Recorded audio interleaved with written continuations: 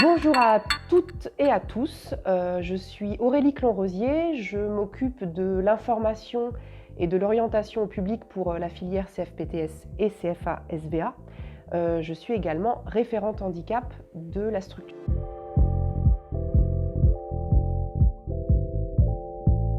Alors, le régisseur de spectacle, il est sous l'autorité du régisseur général et il a dans son équipe des techniciens qui sont là pour exécuter le travail que lui, il organise.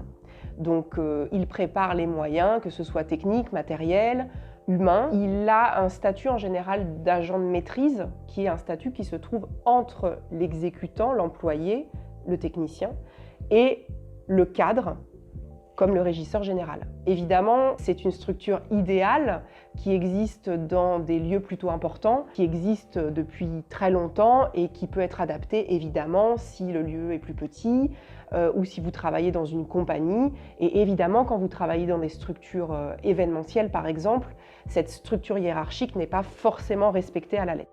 Le régisseur travaille évidemment avec les autres régisseurs spécialisés. Donc le son, la lumière, le plateau, la vidéo travaillent ensemble. Donc il y a un besoin de collaboration qui est très important. Il faut quand même être capable de se partager le plateau. Mais il existe aussi d'autres métiers techniques. Il y a tous les métiers des ateliers de décor, que ce soit les constructeurs de décors, donc tout ce qui est bois, les serruriers, tout ce qui est métal, l'accessoiriste. Il peut aussi y avoir les costumiers. Vous avez parfois dans des gros lieux des personnes qui sont dédiées à la régie bâtiment. Vous avez des fonctions qui sont un petit peu plus récentes, comme par exemple l'administrateur de réseau scénique, pour lequel on forme d'ailleurs également ici. Vous avez également les métiers artistiques qui sont évidemment très importants puisqu'ils sont à l'origine du projet. Donc ça peut être à la fois le metteur en scène, le chorégraphe, ça peut être les comédiens, les danseurs, les chanteurs, les musiciens, le scénographe qui va concevoir le décor, l'éclairagiste qui va imaginer la lumière, vous avez le concepteur sonore, le vidéaste. Donc ça, ce sont des personnes qui apportent le projet artistiquement et vous, en tant que régisseur, vous êtes là pour justement pouvoir le mettre en œuvre. Le troisième pan qui est très important aussi, c'est le pan administratif et production qui va s'occuper justement de l'organisation en termes de documents officiels, papier, fiches de paye. La production va organiser par exemple les tournées, qui va dire qui loge où, etc. Donc tous ces métiers-là sont absolument indispensables à la création d'un spectacle ou d'un événement. Donc vous, en tant que régisseur, ce que vous devez savoir, c'est que bien sûr, vous allez travailler pour la technique et avec la technique, mais vous allez aussi et surtout travailler au sein d'une équipe qui, dans un même projet, va avoir des missions très différentes et aussi des profils très différents. Et ça, il va falloir vraiment vous y préparer.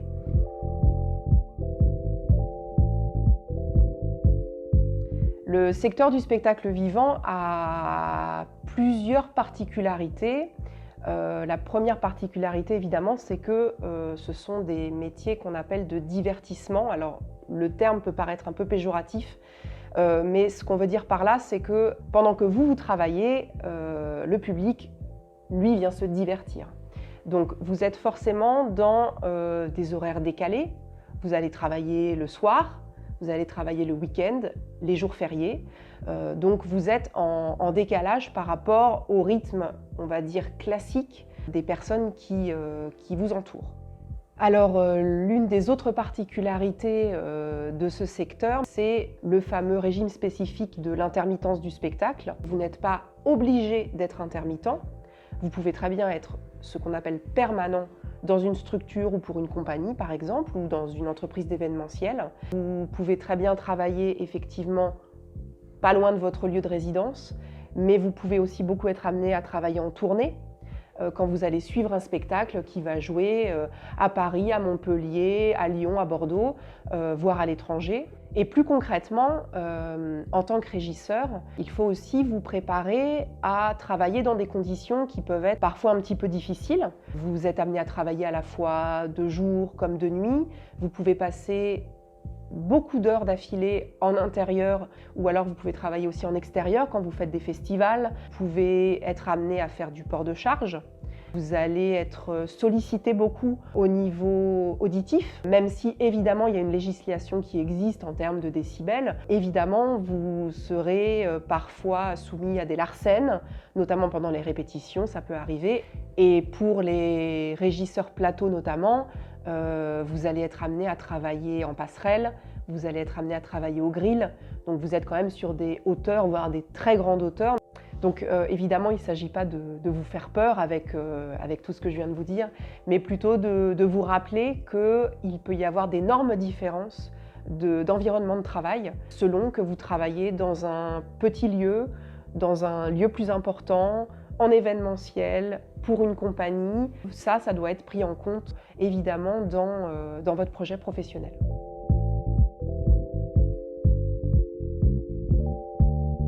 Les principales qualités requises du régisseur, ça va être notamment l'adaptabilité. Il faut pouvoir travailler dans un peu tous les lieux avec des équipes très différentes, avec des personnalités très différentes.